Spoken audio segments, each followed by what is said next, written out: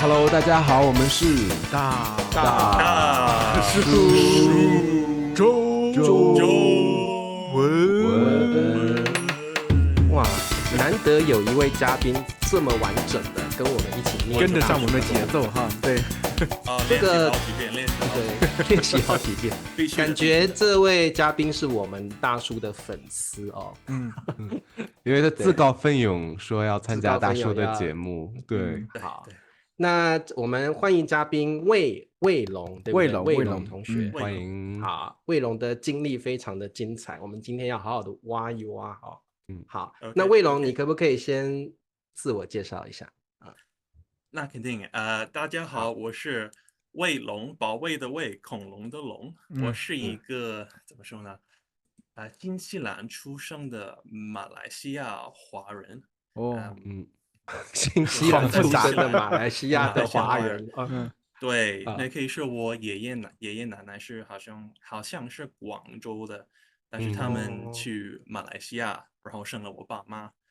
他们四个，一个生了我爸，另外2个生了我妈，在马来西亚。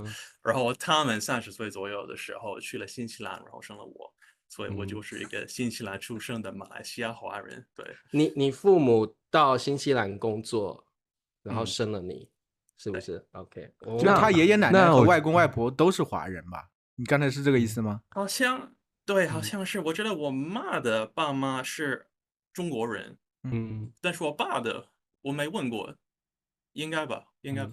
你的爷爷奶奶可能不确定是马来西亚人还是中国人不知道，无所谓。然后妈妈、外公外婆是中国人 ，OK。对。可是如果家里是祖籍来自广东的话，卫龙应该说广东话吧？会吗？粤语是吧？在家里，对，在家里小的时候，我可能出生到5岁左右，在家我们会讲粤语，但是我们上学之后，我们天天想讲英语，然后我爸妈可能工作累什么的，不想一直劝我们、强迫我们讲粤语，所以他们就不讲了。但是我会懂一点，比如他们跟我说去洗澡、去吃饭、睡觉这些命令的话，粤语我听得懂，但是我不会讲对。OK， 可是现在你说一口流利的普通话，所以是，对啊，怎么你是什么契机开始学习的？什么契机？等一下，就是所以卫龙，你其实出生到比如说小学的时候，都完全不会讲中文，完全不会讲中文，对，只是粤语其实不是粤语，我以为是粤语，但是最近我问我妈，我们小的时候你是不是跟我们讲粤语？她说不是，这个是一种马来西亚语，而且粤语就偶尔就是那种混乱的状态下。但是我学习普通话的那个契机是因为一个小姑娘，一个中国的女人为了她开始学习的，然后我就浪漫的故事，等会儿可以聊一个挺浪漫的故事，说实话。对，所以卫龙，你在认识你现在的太太之前，你是完全不会说中文，完全不会的。我想问一下，你刚才说那个契机，那个姑娘是你现在太太还是之前的？现在的太太，现在的太太，一定是现在的太太才敢问。对，投入了那么多时间学习中文，我一定要保留这个太太。对，好，所以这样听起来，目前就是卫龙呢是目前在就是在新西兰长大的，对不对？然后在认识现在的太太之前，是完全不会讲中文。OK， 对，所以我们现在就开始聊一下那个契机好了。你怎么样认识了你的我们今天好快进入八卦，对啊，很快，特别快啊。对，等一下再回头聊一下其他的部分。就是你是在什么样的状况下遇到了这个美丽的姑娘，然后为了她努力学习中文，现在很流利耶，真的讲得很流利。谢谢。对，这个是2016年我在泰国工作当英语老师。然后17年我走了，我回新西兰工作。但是17年我那个时候是我那个时候的女朋友，她去我一样的那个学校工作，在泰国。所以我16年在，然后17年走了。我走了之后，她才来了。然后18年我要准备去韩国工作，又当英语老师，但是我特别喜欢那个学校，有很多同事，很多朋友，所以我们就去看望他们，就是旅游，回去1个泰国月左右旅游看他们。对，okay. 他也很快要准备走，所以我就在那个学校待了3-4个星期左右。挺搞笑的。其实那个时候我就打算去看一下他们，然后就旅游，然后去韩国开始工作，是吧？但是我在那儿的时候，因为我特别喜欢教学这个工作，我特别喜欢当老师，所以我就给他们上了几节课。然后因为他们好像有一个他们不太喜欢的一个老师，所以他们觉得我在了，我愿意帮他们，所以他们那个学校不知道是谁，某些管理者把那个不喜欢的美国老师开除了，因为我知道我会再替他们。对，所以他们知道我在3-4个星期，所以他们有3-4个星期的时间来再找一个找新老师，找新的人。对，有点，现在说有点奇怪，但是那个时候我愿意帮他们，没关系。所以我在大概4个星期，天天去上班旅游的时候。然后我就见到那个美丽的中国姑娘，我感觉她就很可爱，然后我就下载了一个我先了解一下中国人怎么，他们不用你们不用 WhatsApp 之类的是吧？所以我下载了一个微信，然后让他给我他的微信，你们想讲多具体的细节，或者就要很具体，要非常具体，就具体，就是卫龙，你跟这个姑娘要了微信之后，她对你有没有，比如说第一印象很好，还是说她就觉得是好朋友、好同事而已？印象肯定特别好，特别好。你这么自信吗？对，然后帅，小鲜肉。对，我加了他的微信，然后有一天晚上，我想我很快要走，但是我挺想跟那个小姑娘再吃个饭，或者再看一下，挺想见她，所以我就问她你现在忙不忙？她说不忙，说那我去找你，我们去吃个饭。然后她说真的吗？我说去吧。她说她犹豫，然后我就跟她说你要或者不要，然后她说那我要，那我就说 OK，然后没了，我就带她出去了，就吃饭开始了。吃饭，但是吃饭之后你就要离开泰国了。对啊，那你们怎么办呢？对，那个时候我没有想这个情况，他也很快要离开泰国回中国是吧？他那个时候是要回河南，我也就要去韩国。我没想到我们会异地恋，我也没想到我们的异地恋会成功，所以我们在泰国那2-3个星期的时候，我们算是谈恋爱、交往、约会，就很浪漫，因为我们有个时间线是吧？让我们的情况就更浪漫。然后我走了，特别伤心，他也是特别伤心，他应该是更伤心。然后我们就没想到我们会进行异地恋，但是我们就继续聊，继续发微信什么的，每天打视频，然后对，就那样了。等一下，卫龙，所以在泰国的时候，你们就觉得彼此是男女朋友了，对不对？然后还是暧昧关系？难说，应该是暧昧关系吧。我们没有清楚说你是我的女朋友，我是你男朋友，我们就喜欢彼此，然后你就回去韩国，他就回去河南，然后你们就开始异地恋。对，开始异地恋，然后就慢慢就感觉我们是男女朋友了。对，是那样的。本来我想在韩国待1年，然后我想去日本待1年，但是我跟这个中国的美丽的女人交往之后，我想要不我去中国 ，I mean why not？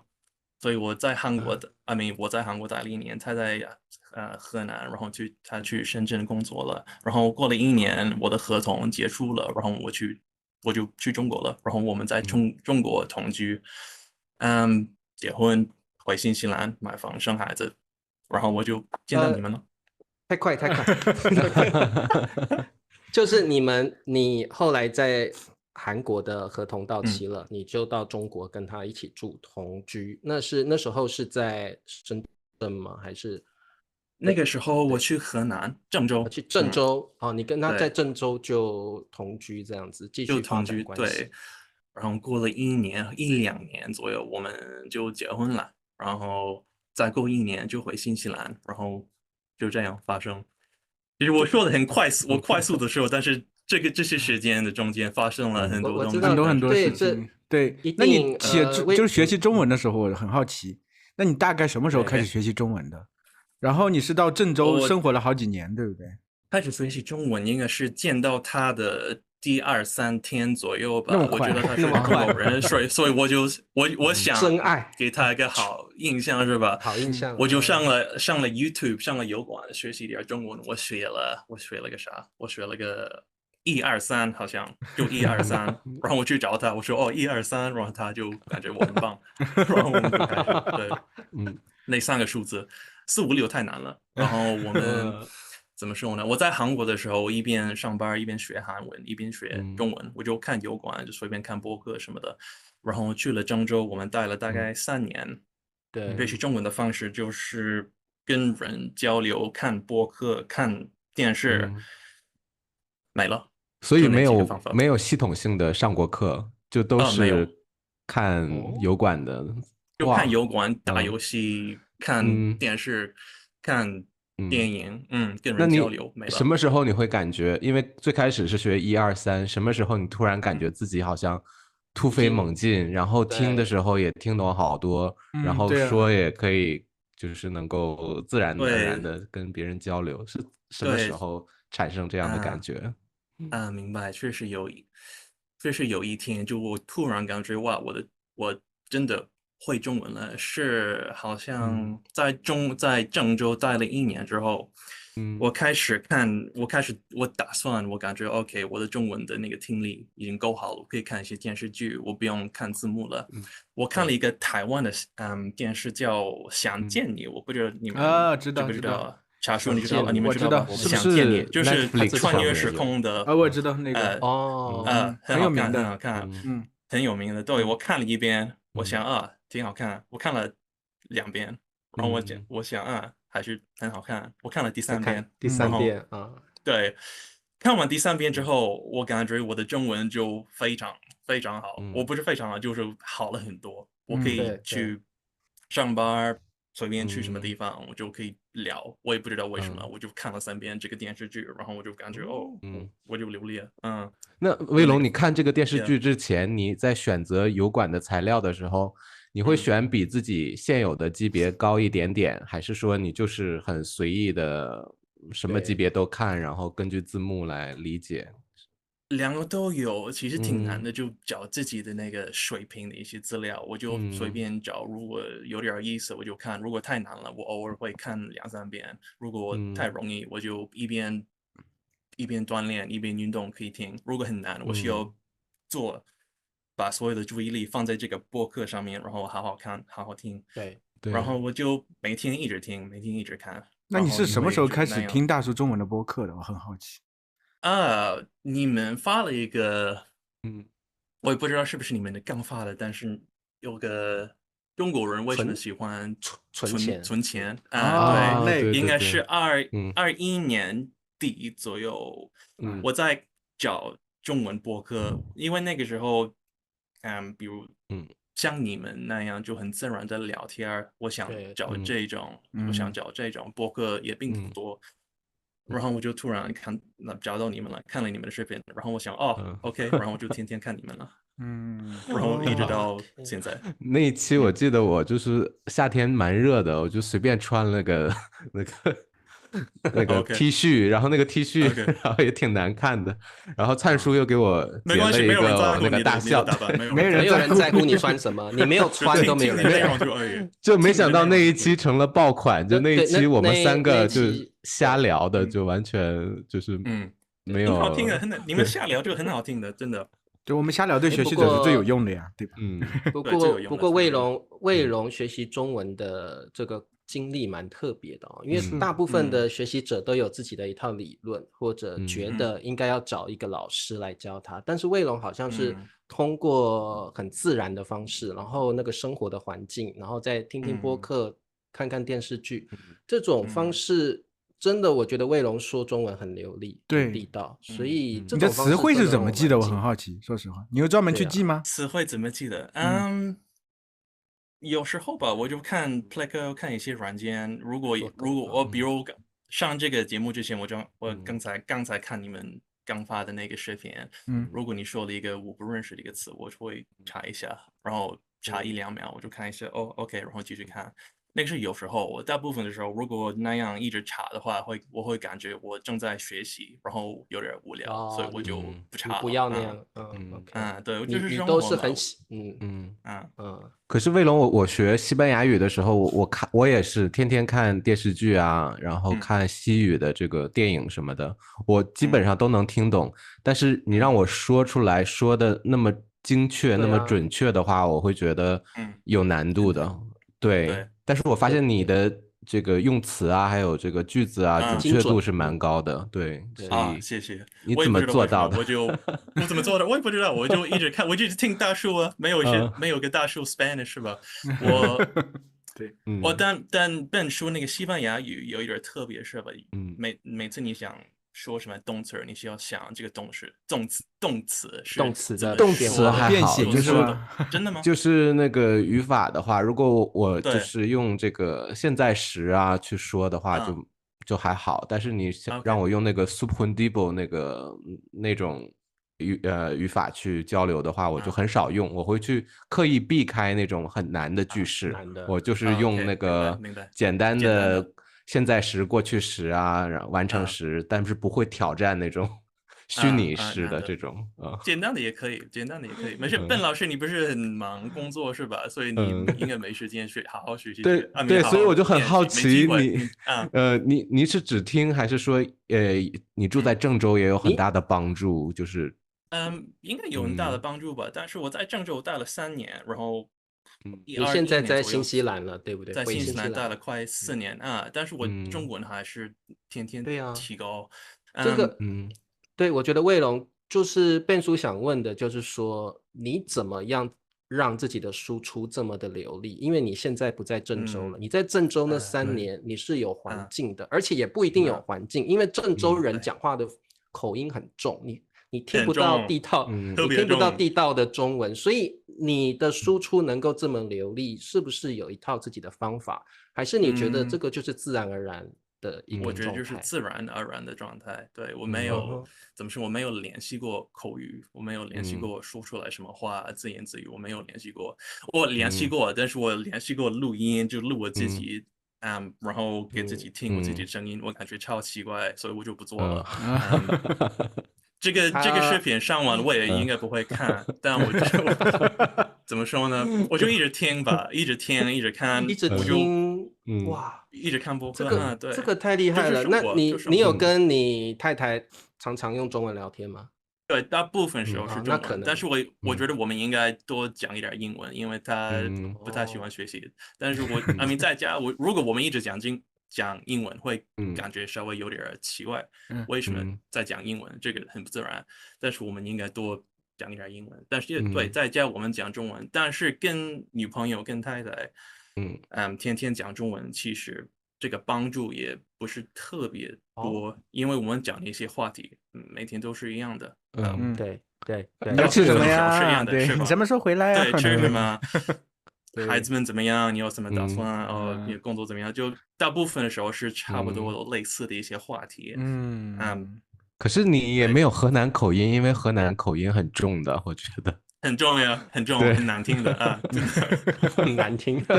对，但是有点难听，没有受到影响，也没有受到啊，对，我们3个应该对他的中文学习特别好奇，就为什么能达到这个水平，而且他方法是非传统的。因为你之前最早是非常自然的那种，对，好像母语者的那种方法。就是我们觉得后面一定要有一个，我们想要挖一个方法或者一个技巧。是的。如果你要打分的话，你会就是如果你分配你的学习中文的这些这个，如果你打分的话，你觉得多少是给到你这个父母啊家庭的给你的这个广东话的一点点的影响，多少是这个油管看的这个视频的影响，多少是太太环境太太，或者是你住在河南的这个环境的影响，哪一个对你的影响最大，让你中文这么地道？或者是还有一部分可能我们没知道。走心点，多想一会儿啊，多想一会儿。明白，我们没有给明白你的问题，红包。范老师，我明白你的问题啊。其实你说了一个很有意思的一个点，就是我小时候长大在新西兰长大，我听粤语，听一些马来西亚语，因为在马来西亚有好几个语言，所以我在听有时候听英文。有时候听马来西亚语，有一些听马来西亚口音的英文，有时候听粤语。然后我觉得这个给我和我弟弟和我姐，我们的脑子就有一个怎么说的一个有点特别的能力，有个基础。但是，所以我接触新的语言的时候，我不会想 ，OK， 我通过英文的一些声音学习这个语言。比如我在泰国待了1年，然后我在韩国待了1年，然后我在中国待了大概3年，见到过好多外国人，就是西方人，美国、英国、加拿大。我不是说什么种族歧视，但是大部分的时候，他们学习本国的一个语言，他们的口音特别重，因为他们通过他们自己的母语、自己的语言来学这个。对，在泰国有很多词儿在英文就不存在的，比如一些名字什么的，就他们不会说，然后他们会把英文，比如果这个名字是 N-U-E-Y。就那样拼的是 N，但是那个声音在英文里面不存在的，所以他们不会说，他们就会看 N-U-E-Y，就像 Noi。但是对于我来说，我说这个就是泰国的一个声音，我为什么要通过英文学？所以我小时候听那么多语言，可能就给我这个基础，给我这个对心态。但是回答你的问题，笨老师，现在的话，可能50%是听播客看有关，就是你们 Mandarin Corner 别的人，可能20%是阅读。我最近开始阅读，我就是因为我的阅读特别差，所以我会用什么人工智能 AI 就给我写个故事，然后我就看一下，然后15%是跟老婆每天聊天，然后另外15%应该是打游戏，应该打游戏。你用中文打游戏打游戏、看电影，对，就打游戏吧。因为我想，中国人学习中文，很多中国人对在线的这种，然后对听到其他队友说中文，所以很好。对，我没有玩那种，我玩那种就孤单的那种游戏，就很有故事的那种配音 RPG，有配音的RPG，对 RPG，太棒了，对，对因为我想这就是生活是吧？所以我的生活里面有很多中文，也有很多英文，所以我的中文就学到这个水平了。我没有想过我要学习，除了最近学习那个阅读，但是我没有想过要学习这个语言，我就天天生活。再问你一个问题吧，就是你的发音，就是一开始是你怎么呢？你一开始比如说1、2、3，你都说4、5、6是很难发音的，那你怎么突然之间让自己这个发音会变得这么好呢？肯定是有一个技巧的吧？你是觉得纯粹通过多听就能发好了，还是怎么样？就是纯粹多听比如我听过很多，就是偶尔你们来一些嘉宾，像我外国人，我肯定讲一些有时候我的声调会错的，但是其他的一些外国人，他们讲话声调错的时候，对我来说会听起来就很奇怪，我不知道为啥感觉很奇怪，我就感觉奇怪，所以我就不那样说那个词儿。不那样，感觉魏龙的听力特别，听力通道很发达，听力通道很发达。对，但是真的特别，你天天需要听很多，比如我打扫卫生，我在听什么播客，我在锻炼的时候我也听播客，我睡前看什么电影，看什么电视也是中文的，所以每一天看很多很多。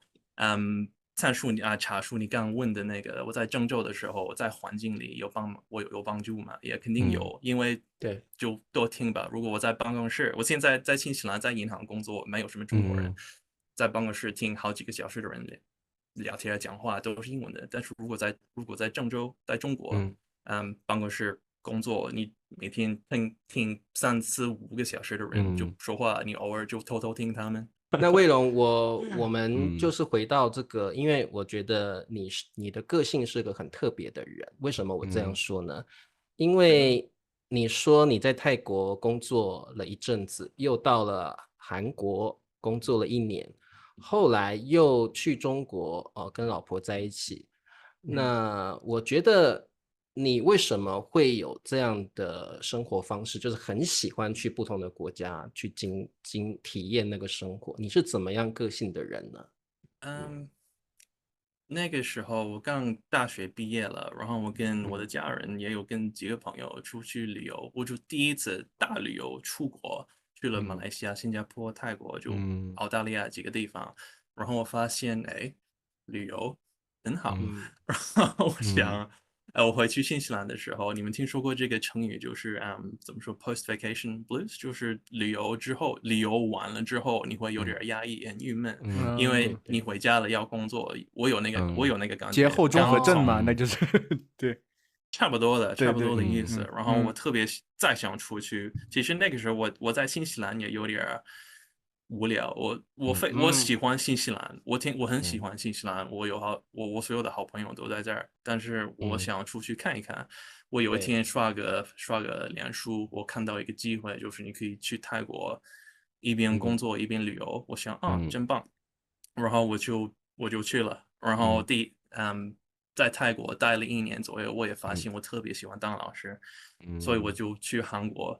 因为那个时候大家都以为我是个韩国人，我不知道为啥。对，你给我的感觉也确实对，感觉像那个欧巴那种感觉。欧巴不是帅你讲的好恶心的，好恶心，别叫我好恶心。他应该真的蛮恶心的。没事，你可以说，没关系。不是语气不是这样的，欧巴这样对，更恶心，更恶心的，对。你别不过卫龙，我好奇的地方是，你在泰国工作之后又想要去韩国，就是你是不是一个很喜欢变化的人？一下又去，我就想，我有这个机会去韩国，因为这个当英文老师的这个行业，你需要从某些国家出生长大，有那个护照，美国、加拿大、新西兰、南非了，就很具体的，你需要大学毕业啊，你需要别其他的东西。然后我想，我有这个机会，我要不去一下，我就去韩国待1年，看怎么样。然后对，本来想去日本，然后就找到了一个中国的女朋友，然后我想也可以去中国，why not？所以我就那样了。我觉得很好，我年轻的时候，你需要去很多地方。我觉得，不是你需要去很多地方，但是我应该去很多地方就看一看。如果你有个机会去那工作，像笨老师去西班牙工作是吧？我觉得，换一个环境，或者换一个环境就很丰富。如果以后想回中国，你有一些很丰富的一些经验吧，你也有就在那边的一些好朋友，所以我就觉得很好。但是现在年龄很大，我都30岁了，有2个小孩，我不能那样了。所以我们今年打算回去中国，然后可能就定居了，就待5年10年左右。准备在中国定居了吗？真的啊。至少待5年左右。你需要至少待5年才来那个绿卡，然后我想要那个。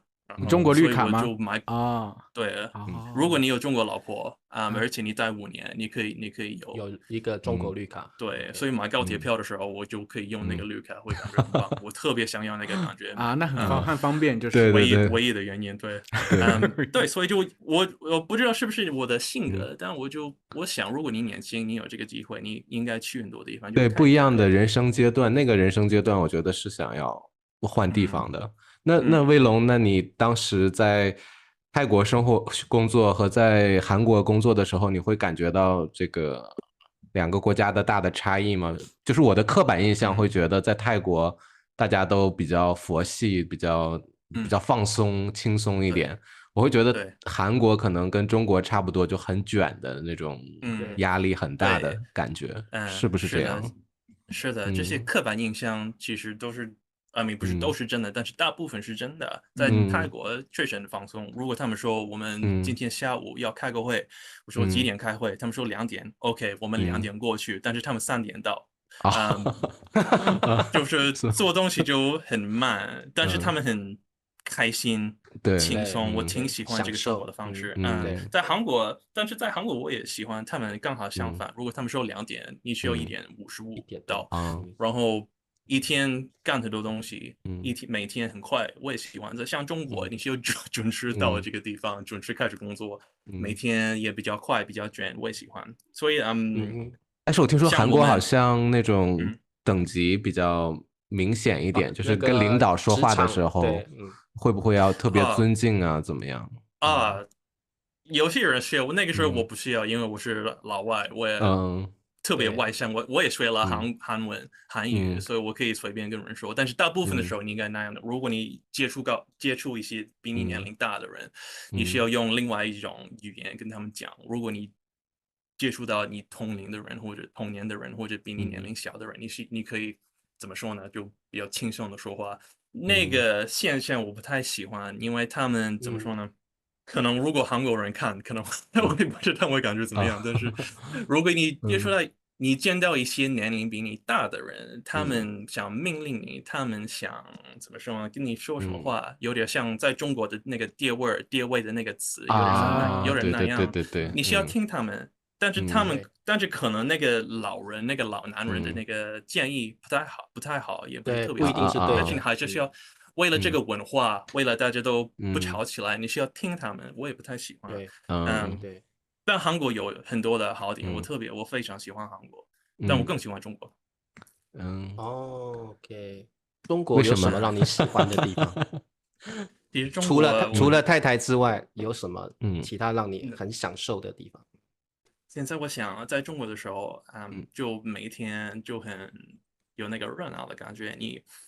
如果你住在那个 city 里边，你住在市中心，住在一个大楼，你下个电梯有好几个小店，很多人，就感觉很热闹，就很活泼，让我感觉就很开心，每天晚上可以做很多事情，很方便，语言也很容易学。然后是大排档那些吗？你是说外面夜市啊什么的？对，夜市什么的又特别多，因为现在对，广场舞啊什么的，对，就很怎么说就很热闹，我挺喜欢的。因为现在我在新西兰，不知道你们是不是了解过新西兰比较荒芜是吗？没人，没人，对，真的没人。如果每天晚上下午5点、下午6点之后，所有的店都开门了，关门了，你都关门做什么？只能待在家里，待在家里也 OK 啊。但是如果你想出去就很麻烦，你需要开车，然后开车到什么地方，然后对。但是我也喜欢新西兰，但是现在的话，我更喜欢中国。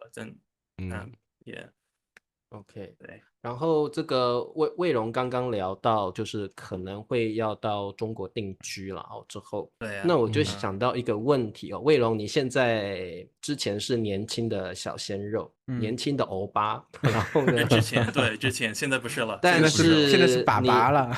你现在有了一对双胞胎，对不对？是男生还是女生？双胞胎？2个男的，9个月了。那我想问一下魏荣就是当年轻的欧巴跟当爸爸这2个不同的身份，你自己心情有没有什么变化，或你有什么感觉？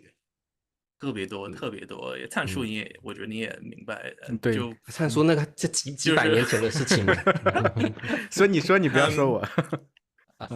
很多，你需要怎么说呢？你需要为了孩子，可能要牺牲很多时间啊、睡眠呀、钱呀、资源，但是你也带来特别多好处。他们带来的好处比你需要牺牲的一些东西好，多很多，肯定。对，但对，就是一整个人生就是为了他们，因为我们要今年或者明年回去中国的这个决定啊。很大的一个考量就是为了他们可能上学，可能在中国的国际学校上学，因为在新西兰，现在上学的话，我觉得有点不太行。因为我在这边，我有2个好朋友在新西兰当老师，每天如果一个班有30个孩子，可能12、13个只会到，另外一些就教课呀不去了，因为大家都不在乎了，对啊，我觉得有点。我也不想要我的小孩子们就很卷，每天学习高考的那种，所以我想 OK， 刚好在中间，就是在中国上国际学校，对，所以他们需要努力一点，但是不是特别努力，还是有点时间干自己的，这个是个很大的考量。所以对，就是有了个孩子，大部分的生活的考量就是为了他们。对，对，会让一个人成熟很多，而且你每天不会睡觉，但是你会适应怎么没有睡觉还是能工作、生存、生活活着。像我现在，你的小孩多大现在？现在9个月，9个月，后天9个月了。9个月，那真是记得好清楚。对，那晚上睡觉确实这段时间很难睡一个饱觉的，成天半夜起来你要哄，而且你有2个孩子，真的，那真的一个睡着，另外一个醒了，那真的是好累好累的，真的。大部分时候是那样的，对，大部分时候是那样的，但我们没关系，习惯了，每天能看他们很开就很好玩，就看他们长，真的很喜欢。我很建议你们俩去结婚嘛，生孩子，你不用结婚，你可以领养一个，直接生小孩，不用结婚没关系。直接生一个，自己生一个，你们两个可以生一个，然后对，很好的经历。所以魏荣，你是那一种结了婚，然后就是你是一个很喜欢小孩的人，对不对？对，很喜欢。然后我甚至觉得你们会想去中国定居，可能也考虑到小孩子的语言环境了就是说希望小孩以后长大除了会英文，也希望中文是他的母语，对不对？对，因为在家我会强调讲英文，我也知道可能会难，因为他们上学大家都说中文，他们可能回家我跟他们讲英文，他们可能用中文回答，所以我需要怎么说呢？反抗，我想办法，因为我觉得我那个时候也是那样的，我可能上学跟我的朋友们讲英文，回家了，我爸妈想跟我讲粤语、马来语，但是我就用英文回答，然后他们工作太累了，他们就没什么办法，对，继续讲粤语。这个是以后的一个问题，我现在就想先不考虑了，今天晚上的问题，然后然后明天再考虑一下对。这个是对的啦，因为我记得我听到很多学生他们的小孩子在成长的过程中就是很排斥学中文，因为中文比较难。所以如果你可以先给他一个学习中文的环境，那比如说回家之后再跟他说英文，其实双语的状况里，我这边有很多外国朋友也是，他小孩长大之后到了初中、中学的时候，他的中文讲得非常好，但是英文也很厉害。那就是给他一个中文的环境，因为中文毕竟是比较相对上比较难学的语言。对，其实我说实话，我觉得中文也不是一个特别难学的语言，可能学阅读写作有点难，但是我觉得学习中文比较容易的。我学过，我大学的时候我学西班牙语也还行，学过泰语特别难。韩语也有点难，但是我学中文的时候，我觉得很容易，我也不知道为什么。那你觉得中文让你觉得比较简单的地方是什么？容易的地方是什么？口语吗？语法口语语法我想什么我就可以说，然后就是语法是对的，我也不知道怎么发生了，我就那样说出来。但泰语的话有点不一样，韩语的那个语法也特别不一样，但是中文的话那个语法就很简单，你就想说什么就可以说，大部分的时候应该是对的。还有一点，我在中文的时候，像你们说那个河南人的那个口音就很重。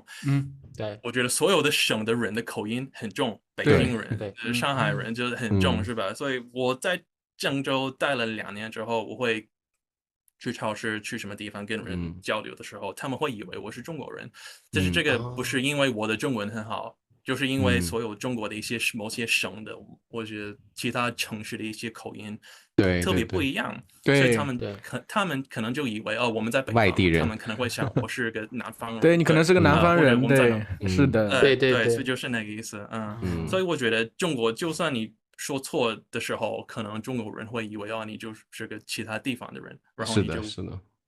继续说下去，然后让你很自信，会觉得很自信，你不会觉得自己是老外，特别自信，特别自信，对，是有这个环境。好，这个我魏荣，我有一个问题，就是可能可以给，因为现在有很多人正在进行这个跨国恋爱，远距恋爱，你跟你太太算是一个成功的例子那你觉得远距离恋爱要怎么保持那个热情，然后怎么，因为很多人远距离恋爱就会觉得不可能长久，最后一定是分开。那你给一下一些观众，他们如果是远距离恋爱的人，希望，没问题，我觉得就是要保证这个，用你的经验，就是怎么让这个恋情保持热度，或者曾经也有危机过，你怎么去克服？我觉得就是要有那个倒计时的感觉吧，就是说远距离是一个暂时的状态，最后还是没有距离的。我猜的不晓得这个我觉得你是对的，真的。如果异地恋，那个时候我们就是莫名其妙的开始异地恋了，没有什么打算。OK， 本来我们在一起 ，OK， 你去那个地方开始为了工作去那儿，然后我们就异地恋了。我们就是我以为我们分手了，然后我们就突然开始异地恋了。但是那个时候我知道过了一会儿。我想 ，OK， 这个人是我的女朋友，这个人是我的对象，我们正在交往。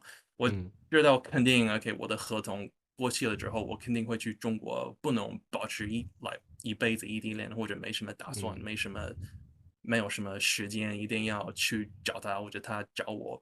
那个时候我在韩国，他在中国的时候，我们见面了4次，我去了2次中国，他来了韩国1次，我们在泰国也见面了1次。你需要一个打算。不能一直远距离就那种谈恋爱，没有什么打算的话，会很难的。我也有过几个朋友，他们远距离，这个距离也没那么远，这就开车1个半小时左右，他们也失败了。这确实有点难。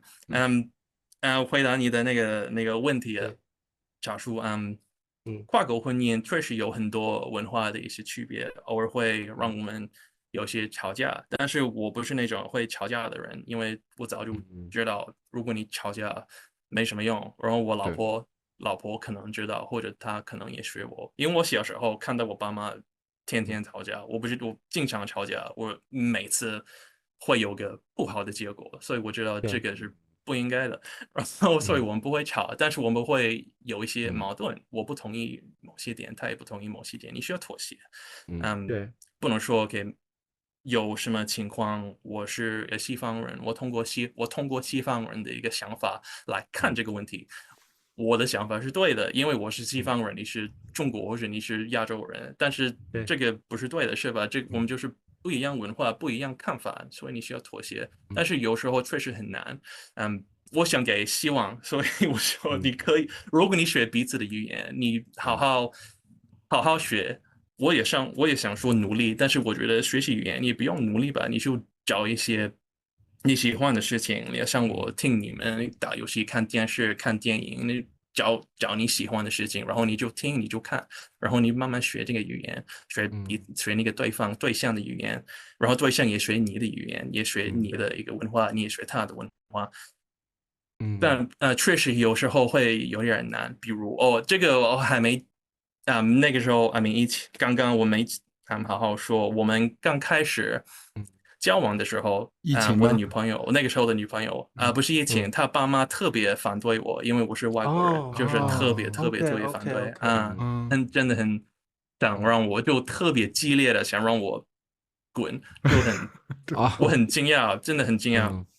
不知道为啥，我刚开始跟他交往，那个时候我22、23岁啊，就挺年轻的，又不懂那么多事儿。但是我在新西兰有马来西亚华裔的一些爸妈，然后他们的朋友，所以这个东方文化我有点明白。但是我们开始交往，然后我的那个时候的女朋友跟我说我爸妈特别反对啊，他们给我很多压力，一直想让我跟你分手，我就很纳闷，我就为啥我那么好，为什么？然后他们就不是因为他们不喜欢我，是因为我不喜欢我是一个外国人，我不是一个中国人，对，他们害怕我会把他女儿拐跑了，我会又拐走，带到国外，我会把他们的女儿就离开中国了，但是确实发生了，确实发生了。但是他们应该是担心，就是你没有办法好好照顾他们女儿，对，就是可能担心那个对，但是我觉得大部分主要的担心就是因为可能他们的女儿会走，反正嫁到国外，对，嫁到国外，他也不是独生子，他有个弟弟，所以我想也没那么严重吧。但是他可能过了半年左右，他们特别反对，然后他们吵了很多，想了很多方法让我分手。对，很可怕的一个故事。但是可能过了半年之后，他们就放弃了，他们就说随便你们 ，OK， 没问题了。那看来是你老婆坚持了，应该是你老婆很坚定的爱着你，让他们放弃。对，我没有，他跟我分手过，然后他就后悔了，然后我们又复合，你们分手过，是因为父母反对吗？因为父母反对的关系。对，因为他妈妈在他有一天他妈在他旁边，然后他给我打了一个视频。我说的很细节，不好意思，老婆如他看，但是他给我打个视频，没事，快点，我要听。他妈妈在他旁边 ，OK， 我讲的很快啊，他就给我打个视频，然后就说 OK， 我们需要分手。我说为什么？他说我们需要分手，不好意思。我说你肯定会后悔。可能他哭，我也哭，然后挂电话了。然后过了1分钟左右，他说我们不分手吧？我说OK， 就分了1分钟，分了1分钟。可能没有1分钟，因为可能我在韩国，他在中国，所以发个短信可能有点延迟，是吧？可能50秒。应该是马上就后悔了。也可能是马上。但是对我们坚持了，但是我想，因为他爸妈像我刚开始的时候跟你们讲的，我在泰国的时候有个时间线，那个时间线让我们的情况更浪漫一些，是吧？因为我要走，他也要走，这个情况也差不多，因为他爸妈特别反对我，特别想要我们分手。我们是2个年轻叛逆的小朋友，我们肯定会让我们的那个怎么说呢，感情更炙热，对，所以我们更想在一起，因为他们有那个行为，也可能有那个对，肯定会有叛逆的原因，有，所以对，但是我想，如果我是一个纯粹的外国人，就是一个新西兰、澳大利亚这个就白皮肤的那种人，可能会受不了那么多压力，因为我也想，那个时候我也想这些中国人好可怕，怎么这样？但是我有点明白 ，OK， 我爸妈、我爷爷奶奶他们也是亚洲，他们也是中国的，这些爸爸妈妈控制欲强的那个文化，我知道了，我懂了。但是如果是就普通的一些外国如果是西方人，他们可能会想这个就真的太可怕了，肯定会马上放弃对。所以呢，给希望的话，先要不是给希望，就给一点预防针，打预防针。对，先打预防针，先好好了解彼此的一些文化。对，就是你不是只跟这个男女朋友认识，还要跟他后面的家人打交道。对。但是这个是他们的文化，你需要尊重他们的文化，是吧？像他们需要尊重你的文化，所以你好好学习他们的文化、语言、背景什么的。如果很喜欢我记得那个你们拍的跨国婚姻的那个节目，好像笨老师你说的，如果很喜欢彼此的话，这些文化差别什么的应该不算什么，就不太重要。如果你很喜欢你的对象，重要，但是我觉得得像你一样，你愿意去学对方的语言，去了解对方的文化。如果你不学的话，不了解的话，我觉得还是有这个隔阂在。对，肯定。但是可以这样说，如果你很喜欢他们，就是值得投入这个时间和努力学习他们的。如果不喜欢他们，如果你觉得不值得投资那么多时间学这些东西的话，那就说明你们应该不在一起。就那样吧，学习他们而已。对，其实听魏龙说的，对，好像魏龙说的这种轻描淡写，但是那个过程肯定是非常不容易的。对，你要妥协，你要面对很多挑战，你甚至要面对父母，对方父母的不认同，然后彼此之间也有许多文化上的隔阂需要去沟通了解，其实是很不容易的事情。但是我觉得，我觉得魏荣给我们一个很好的建议，就是跨国婚姻不是每天在那边打视频就好了。你应该对这段关系目标，给这个关系目标，给这个关系期望，而不是我们每天打视频谈恋爱就好了。比如说你要给对方一个承诺，比如说我们几年后一定可以在一起，然后我去你的国家拜访你，你来我的国家拜访我，彼此之间还是要有一些情感上的交流跟付出，要有一个目标性，对不对？那肯定，你需要个目标，你肯定需要个目标。而且我说的很不容易的一些事情，我不想让人感觉就很不可能或者太难了。其实你和你的跨国的那个对象，如果你们能通过这些困难，会让你们会让你们的这个怎么说呢？会让你们关系更爱彼此，让你们关系更好。对，是的。我记得灿叔你说过是吧？你去西安找你老婆，然后你们有一些困难是吧？对，是不是让你们感觉你们感情更好是吧？是都要越过这些困难之后，对，是的，对，确实才知道对方的珍贵啊，对方的好。通过很多牺牲之后，你会感觉这个人确实很好。就是人的关系都需要考验，考验之后过去了才能变得更好，都是肯定的。对，对，肯定是要的。今天我觉得邀请到魏龙，我觉得真的很难得因为我觉得他虽然年轻，我觉得真的他身上有很多很有意思的经历跨国婚姻啊，远距离恋爱啦，然后当爸爸的体验，然后又在这么多国家生活，真的，我觉得我今天学到很多很棒很棒，真的。我觉得今天灿叔很轻松，因为一般我们采访嘉宾就是有时候会捏一把汗，觉得这个嘉宾就是如果中文水平不够的话，可能灿叔要配字幕啊，剪好多。但今天魏龙就是灿叔你剪的对，我剪的，对，是魏龙让我们很踏实，字幕也是我啊，字幕剪都是灿叔，对。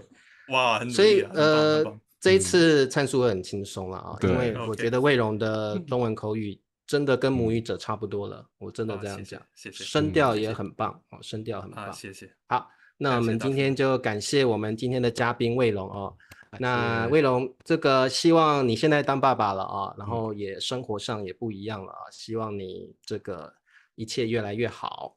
然后到这个中国定居的话，一定又是更截然不同的生活方式。希望你这个越来越棒，然后好好的这个小孩长大之后你会有更开心的经历，更多的故事跟你们讲，对，更多的故事来分享好的，好，那我们的节目就到这喽，我们跟观众们说再见，拜拜。